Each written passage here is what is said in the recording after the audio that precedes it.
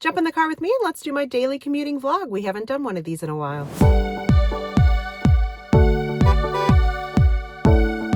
So book one was one of the books that I talked about on my booktok books that I have not yet read, and we are going to go with Verity by Colleen Hoover.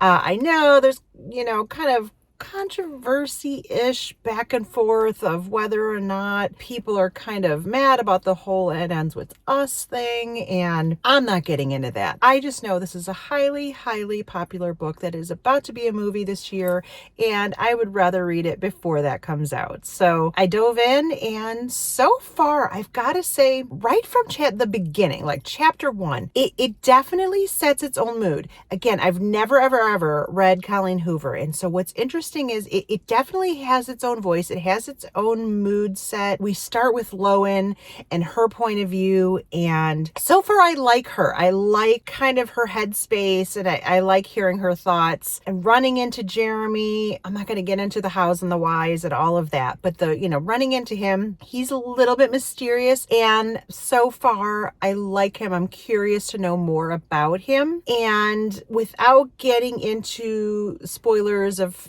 how we get to meet other people, I've just been introduced to Verity, and I gotta say, I don't get a great vibe from Verity. So Lowen, I'm liking. Verity, I don't think so much. I don't know. Again, I have no clue. I didn't even read the blurb, so I have no clue other than this is like a mystery suspense, maybe love triangle. I don't know. I'm just guessing that since there's two of them and one of him. I don't know, but my instinct is, and I think I've only gotten into like maybe chapter 3, is that I like Lowen, Jeremy's interesting, and Verity doesn't seem like maybe the nicest person is kind of the vibe I'm getting so far. So we'll see. So far, so good. I like that it has a very distinct tone and feel. So I'm kind of enjoying that so far. And I'm redoing this on Audible. I purchased it during the super sale a few weeks ago, so I'm listening to this one. I don't have the companion read, so I'm legit just going to be listening to this during my daily commute and when I have time, like on the treadmill and things like that. I am probably nearing 30% in Verity, and I don't have it, again, I don't have it to read, so I just have it on audiobook. So I'm going to jump on my treadmill and listen to a little more, but I was thinking before my drive home, I'm thinking, something's up. I knew I didn't like Verity. I feel like, but then again, is this going to be one of my favorite tropes, which is unreliable narrator? Is this going to be that? And maybe we're just being told all these things and maybe none of them are true. Maybe some of them are true. And then if it is unreliable narrator, who's the unreliable narrator of them? So, which is really cool. Like, I'm enjoying that. I don't know. I love being kept on my toes.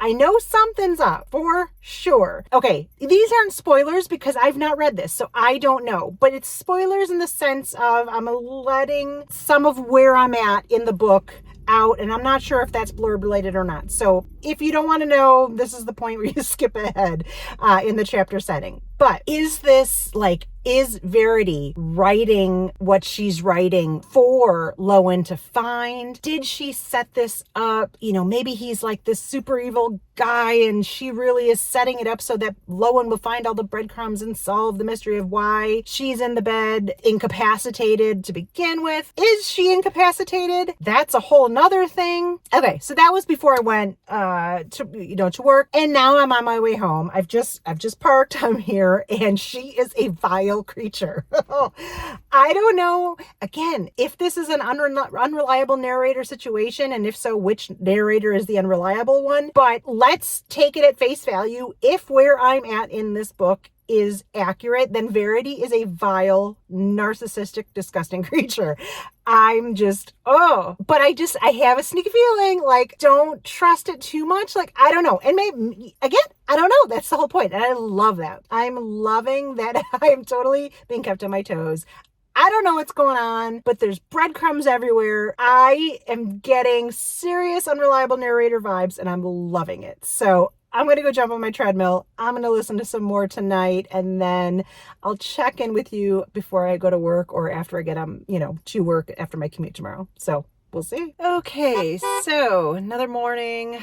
another hair roller day. Sorry. It is incredibly humid. And if I make an attempt to do my hair before I leave the house, get in the car, drive to work, get to the building, it'll be flat and frizzy by the time I get in. So I have to wear the rollers on my way. Anyhow, so I finished Verity last night. I was up late just reading and while I was on the treadmill, and then I ended up finding it on Libby. So I was able to finish reading it. And, I was really pumped and into the first part of the book without a doubt. And don't get me wrong, all of it, it was good. I see why, when it came out, why it was so popular. And was it a twist?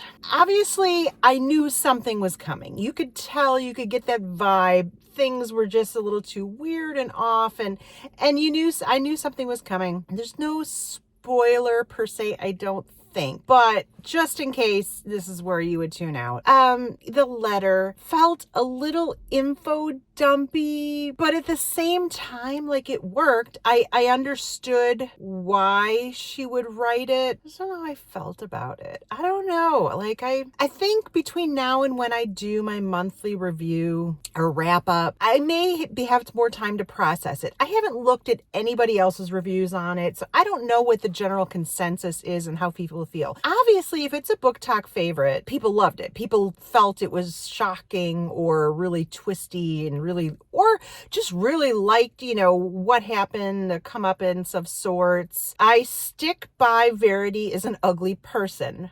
However, the 50,000 chapter epilogue, no, obviously it wasn't, but it just felt like a really long epilogue. Did she, didn't she? What was she? What was on him? What was on her? I really have to sit here and process it because I still don't think she was a great person, but I guess I just don't know. I don't know. I don't know what I think about this. I don't know what I want to rate it.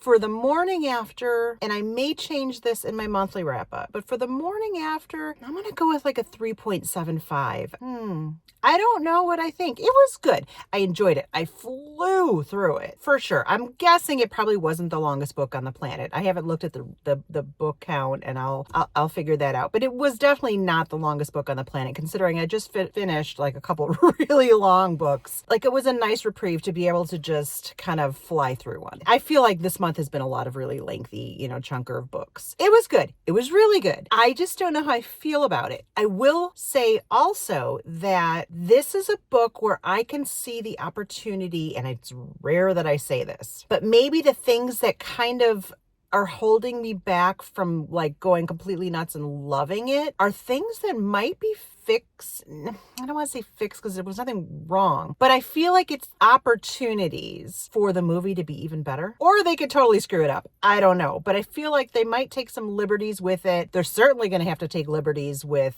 the relationship between Verity and Jeremy. And if you know, if you've read how heavy the relationship relies on certain things, I don't see them doing that in the movie, or at least not alluding to it as often, but they may take some liberties with like the last 30%, I would say, in how they wrap it all up. Heck, they might even change the ending altogether.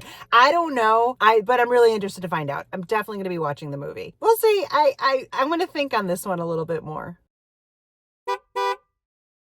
Book 2 is one of the books that I picked from my TBR cards last week or the week before for authors who I'd like to try, and it was Chelsea Curto. And so I chose to go with the DC Stars Book 1, Face Off. I did just finish Book 2 of the Windy Cities series by Liz Tomforty, which is The Right Move. And I'll get into that in a whole different video. But that's just to set the scene for sports romance, the writing style, just to kind of, tell you where my headspace is going into this book. So DC Stars Book 1, which is Face Off, I jumped in, and right off the bat, I'm glad that I read the author's note, which, she says, look, I realize, women aren't in the NHL. Even at that time, there wasn't even a women's hockey league. So you're going to have to suspend reality just a little bit. But she wanted to, portray a nice, strong character, which is going to be the the NHL's first woman hockey player and kind of a trailblazer. Strong female lead. So I'm glad I read that going in because, you know, you're letting yourself just be ready for something that maybe isn't out there yet and just kind of get in the right headspace to not be like, oh, you know, I don't believe that. Like she's saying, like, I get it. This isn't a thing yet, but maybe in the future. So this is then. So right off the bat, I would say that Emerson, I like her. You know, she's strong, but she's not like annoying in, you know, kind of like, I have to prove, you know, how tough I am kind of way. Like she just is. She's confident in it. She doesn't try to act all any one way. She's just a likable character who happens to be the first woman NHL hockey player. And then we meet Maverick, who is the superstar on the team captain. And I would say it's not that it's insta-lovey, you know, it's more like he's just enamored with her right off the bat. And that's okay. You know, that happens. Does it happen with the superstar playboy? You know, I don't know. I think for me, her insta hate of him is harder to understand. I guess I'm having a little bit of trouble understanding why there's such a, you know, no way am I going to like him. Like, you know, I don't know if I understand that. I mean, he's your team captain. Why wouldn't you at least try it? But okay.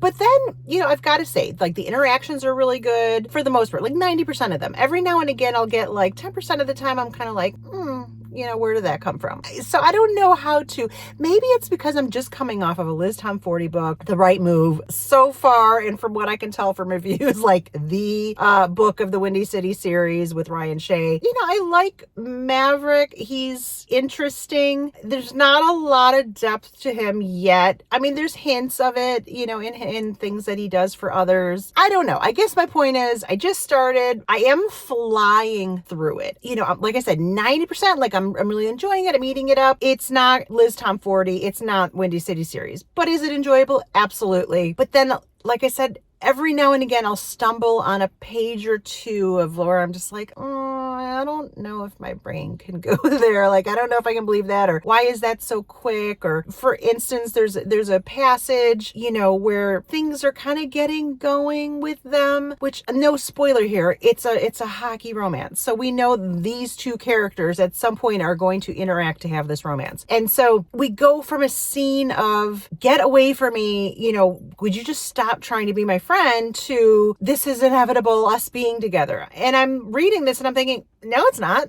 Like, it's not inevitable at all. There's no angst or leading up to this. You guys just bicker, which is really cute. The bickering is cute. But I was thinking there was going to be more of a slight hint at there's more to it than we just get to a scene where it's just like, oh, this was inevitable. Of course, we're going to get together. And I'm just like, yeah, I wasn't picking up on that. But it works if you can just let go the fact that there wasn't that lead up. It's fine. It's working. It's my fault for just having come off of the Windy City series where the writing is just really, really good. This writing isn't bad. It's just not as well done, if that makes sense. So anyway, that's where I'm at with this. I think I'm like I said, it's fast read. I'm like 40% in, and I just started yesterday. I'm just not sure yet. So we'll see. So I finished Face Off, and I'm torn. It's my fault for watching it so soon after finishing a Windy City book. Just very different writing styles. And I think sometimes after you finish a series or a genre that you really like, for instance, this is sports romance. So you feel like, oh my gosh, give me another one. You want to read the next one. And sometimes if they're good, like you could find yourself all of a sudden like 5 romances later, and you've gone through an entire series, and sometimes it's great. And then sometimes like this, you maybe don't go to the next in that series, you go to another author. And this is what I'm doing in this case. It's just that the writing is different. It's not, to me, it's not on the same level. It's sweet, but if you're going to play off Maverick as this playboy, he's just, superstar, the book just felt like everything was all the things you should say and all the correct words and all that. There wasn't really any strife. There was no real big problem. If she's the first in the league of all time, everybody's just too nice about it. Like, there's no struggle. There's no, jerks on the team or the rival teams that they're facing that are, taking cheap shots or anything like that. So that to me isn't super believable. But okay, let's suspend belief a little bit and think, okay, well, this is just more of a sunshiny, rosy, rainbows and sunshine kind of book. And so we only want to focus on the positive. And in which case, if that's your thing, then it's great. Her teammates are super supportive. He is this reluctant, I don't ever date kind of guy who just happens to say every possible right thing through the entirety of the book, which just kind of is a little boring, but sweet. I really liked their friends. I liked the teammates. I'm kind of more interested to find out if they're going to get their own stories, and if so, would they be more interesting? You know, maybe not so cinnamon rolly golden retriever, which I didn't think I was going to get given the kind of lead up of what he was supposed to be. And then, I mean, I liked them both a lot. I just it just all felt like too perfectly slotted. There was no real, just no struggle whatsoever. And again, maybe that's just the type of writing maybe that's her style, and that's okay if that's what you like. I would like to know what happens with Piper and grumpy goalie Liam. Like, of course I want to know, but I'm worried that I believe the rest of the books in the series only get longer. And which reminds me, that's another thing I was thinking, that I believe it might be self-published. I have to look that up, but I feel like a little more editing could have taken care of all of my little issues with different, it's like 90% of writing's great, and then 10% I feel like it kind of jumps around a little disjointed, and then it jumps back on track again. I feel like maybe with a little bit more editing, it might have just tightened it up just enough to be like a whole half star even better for me, if not a whole star better. And so like all the pieces were there. It was good characters, good found family, good teammates, fun sports, romance, which I like. If I'm going to read contemporary romance, I prefer it to be sports. I just feel like maybe slightly more editing would have been the key. And given that I think the rest of the books in the series only get longer, maybe that's going to stay a trend, and maybe that worries me a little, given that that's a critique I have already. So will I read the next one? I don't know. I am intrigued. I do kind of want to find out what happens with Piper and Liam at the very least. I liked all the side characters a lot, so it's a maybe. I'm not sure. But for now, I'm going to go with a 3.5 stars for Face Off. It was good. I enjoyed it. I blew through it in a day and a half, 2 days. So clearly it's super, super readable. I don't know. I'm going to think on this for a little bit. So it's the morning after I finished Face Off, and I've had some more time to think. I was thinking all night, was my review bad? Because I don't intend it to be. I just had a lot of things that I think could have been tightened up, and I just wanted to clarify. I really enjoyed it. I still think about some of the things that happened in it. I just think that it could have been great, and instead of just really good. And I think that's my only thing. I don't want anybody to think I didn't like it, because I really had a fun time. I just think it was a missed opportunity on editing that could have taken it from a really good book to a great favorite. If that makes any sense. I think the more that I've thought about it, I'm going to definitely, at the very least, I haven't looked up the name, but move on to Piper and Liam's book. I'm a sucker for a grumpy goalie, so I think I'm gonna at least dip into that one. That one's over 500 pages, so that's, I think, my hesitation. It's a commitment, given that it's lengthy, and I don't know, maybe the writing will just blow me away in the second one, or maybe the editing will. We'll see. But I just wanted to clarify. I didn't dislike it in any way. I just had questions, and I felt it could have gone from a really good book to a great book. And that's all. Some books just make you think about them that way. I don't know how else to describe it. So today is day 1 of We Were Liars, and this was one of the books that was one of the BookTok books that I've never read, as well as we just picked it last week on my May, June, late spring TBR. When I did the original video of BookTok books I've never read, I said that my worry is that this is going to read young. And I mean, I can get over, if it's just a summer, they just happen to be teens, and, it's like a mystery thriller or something like that. I can get down with that. That's not a problem per se. It just can't read young. I don't know. I don't know how to describe it. Just if it reads too young, I just can't really enjoy it. The issue I'm having is that it's kind of I just finished part 1. So I'm almost 25% in. The chapters are super, super short chapters. So I'm at chapter 16 or 17 or something like that. And I feel okay, that was foundational. The summer on this island island. They're rich people who, there's 4 cousins and a friend or whatever. They call themselves the liars. I get all that. I just don't yet know what the point is. So if there's a mystery, a thriller, or something going to happen, I'm hoping it's soon because, like I said, I'm already almost 25% into this book. Like, when does something happen? At the same rate, like, I just started today and I'm already 25% in, so clearly it's a very short book. So I'm going to try really, really hard not to DNF it. I have no desire to see the TV show that was made about it because so far I just don't care.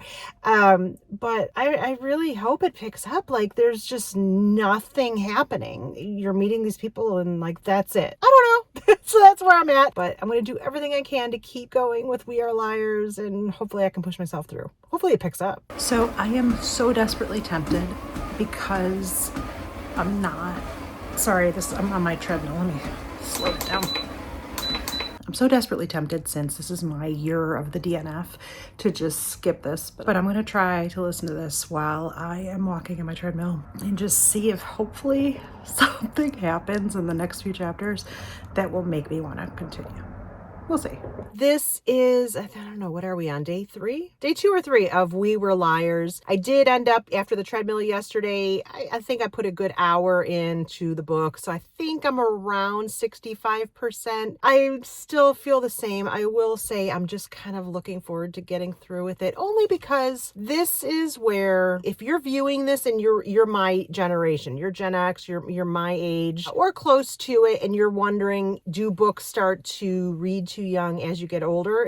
Maybe if you're in your 30s, or if you're 40 and up, or late 40s like me and up, can books just read too young? Yes, this is the perfect example. I would say that I imagine if I were younger, it would probably be very enjoyable.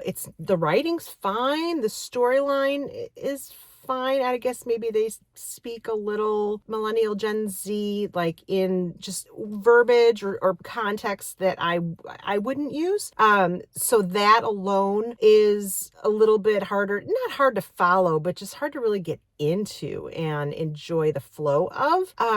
And that's fine. I'm gonna finish it. I said I was gonna read it. I'm gonna finish it. It's good enough to not DNF.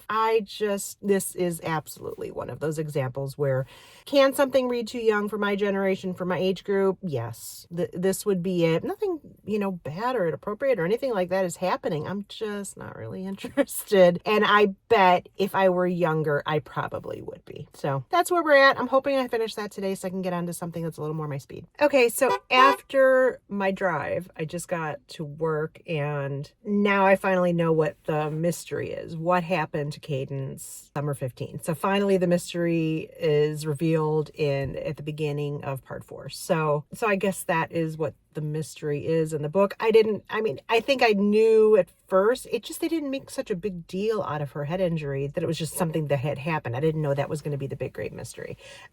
So, okay.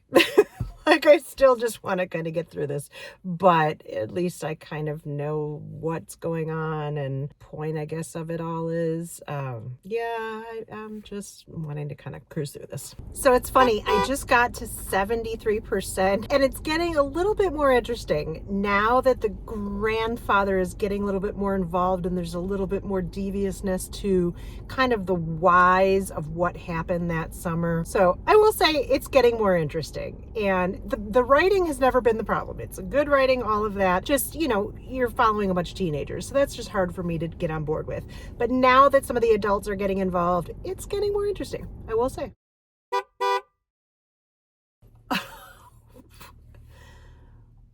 What?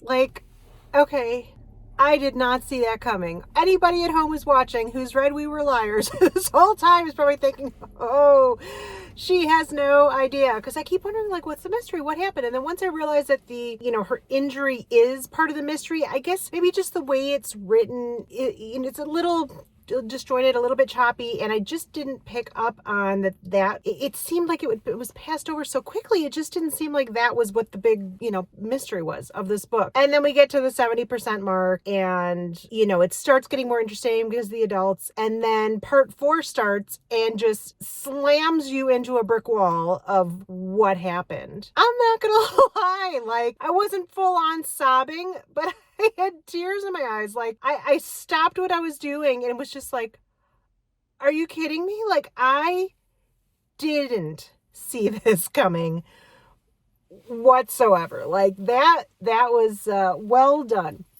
Now, does it change what I think about the book? No. I think, once probably people at least 40 and up, at the very least, probably even in your 30s and up, it reads very, very YA. And that is great if you're in your teens, 20s, maybe even early 30s, if you're, just to kind of reminisce. It definitely reads that way, as it should. And it's well written in that vein. And what a twist. I really didn't see that coming at all, and that is pretty gut-wrenching. I may check out the TV show just to see how they actually, sometimes it's nice to visualize the book, and actually see it. So I might, I don't know. The ending definitely completely changed everything. I'm still, please don't be mad. Again, it's not meant for my age group at all. So if you're wondering that, hey, I've heard about that book and that TV show, should I watch it or should I read the book? My opinion, it's not for people our age. So there's that. It was good. It was well written for what it was. I'm going to go with like a 3.25. I really was not a fan of the first 70% of the book. So in just that, it wasn't for me. It wasn't meant for me, and that's okay. It was well written. It just wasn't for me, and totally not for my demographic. But anyway, wow, I did not see that coming. For my daily commute, I just queued up in my Audible list The Last Party by A.R. Torre. I believe this is like a complete thriller, maybe psychological thriller. I'm not sure, but I've seen some decent reviews lately, and so I'm going to give that a try. New author for me, which I'm excited about, and so we're going to try The Last Party. So just arrived at work and just started The Last Party by A.R. Torre. And you can tell it's going to be like a devious little something. Like Perla, our FMC, is interesting. Her grasp on truth is very bent. So it is very slippery. Yeah, so we'll see. I'm not sure which direction this is going to go, but I'm not guessing that she is maybe one of the most stand-up individuals in the world. We'll see. Her parenting choices are interesting, so we'll see. So this morning on my way to work, I get to dive a little deeper into The Last Party by A.R. Torre, and I'm really excited about that because things were getting really twisted as I got home from work yesterday. And as I mentioned, I don't have it as an e-read. I'm just listening to it. So something just for my commute. It wasn't on my TBR, but I don't know. I stumbled upon it. I hit play. Sometimes when you're cruising through your Audible list, if you tap something, it automatically downloads.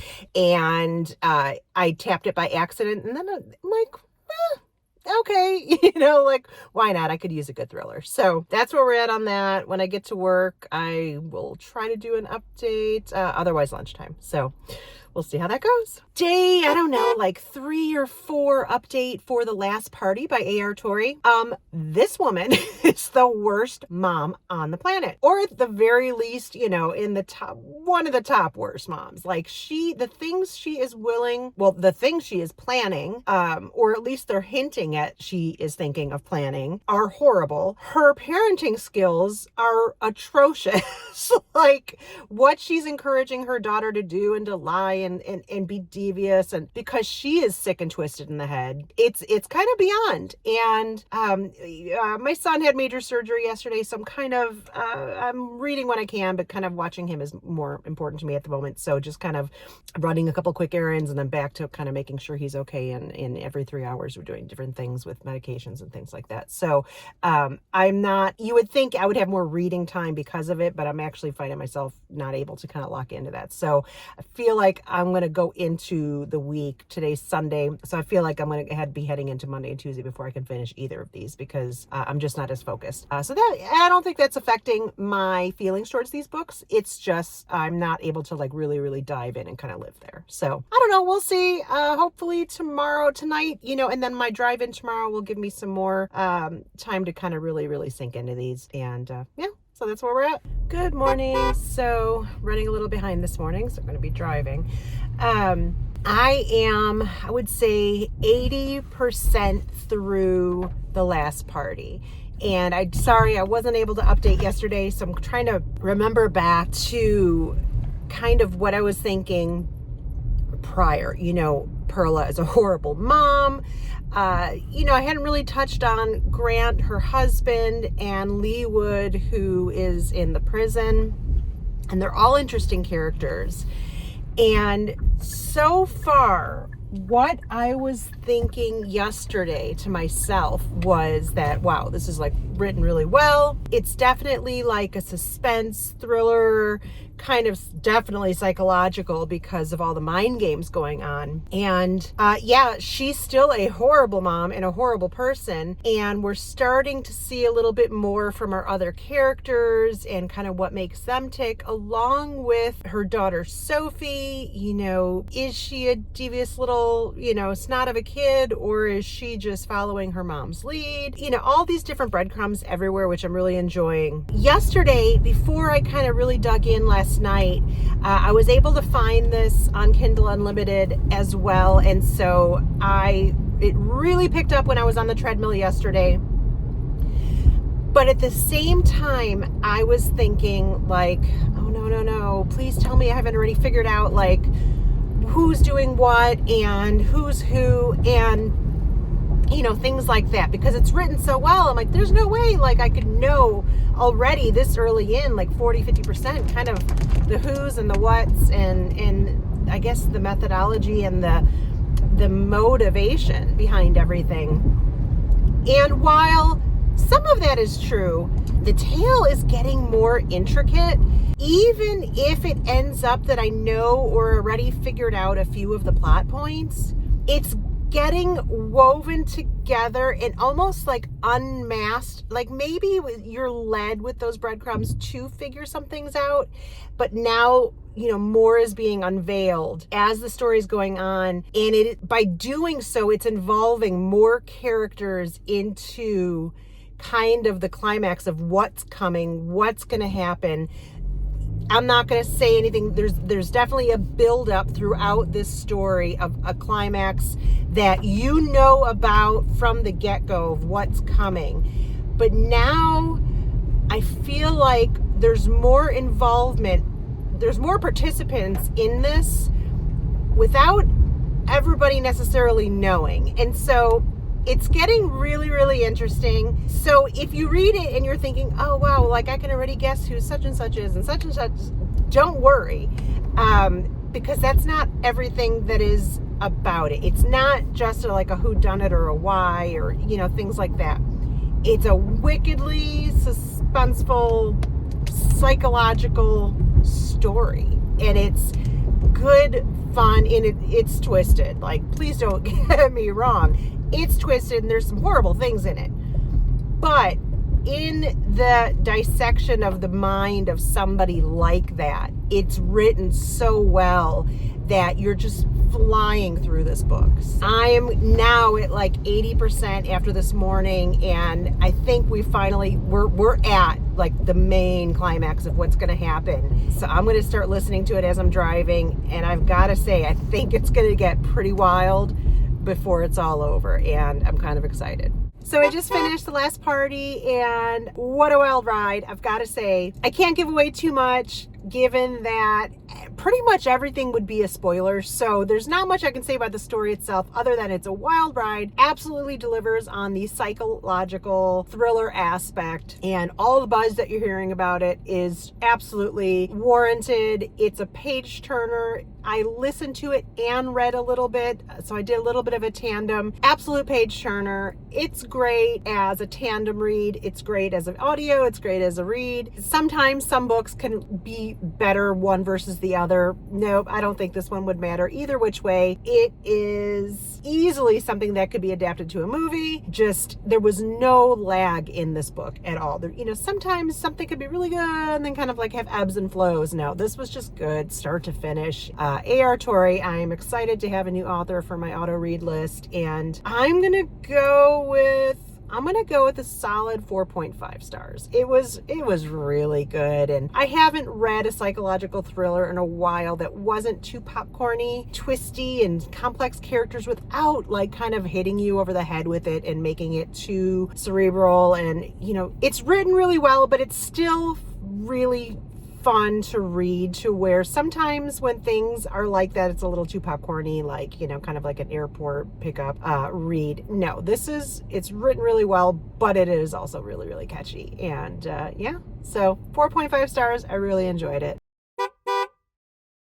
So that's it for this week. I just wanted to kind of go back to doing a driving vlog. I haven't done one in a while, and I had fun. There was one more book. I was reading Daggermouth, and I really wanted to kind of try to fit that in this. It's just so long. There's no way, in order to get this week's video out, there's no way I'm going to be able to review that in this driving vlog. And so I'm kind of bummed about that, but it's okay. And I hope you enjoyed it. I don't know that I'll do this very often, but I just kind of was in the mood to try a driving vlog again. So let me know what you think. Let me know if you've read any of these, what you thought about them, and I will see you next week.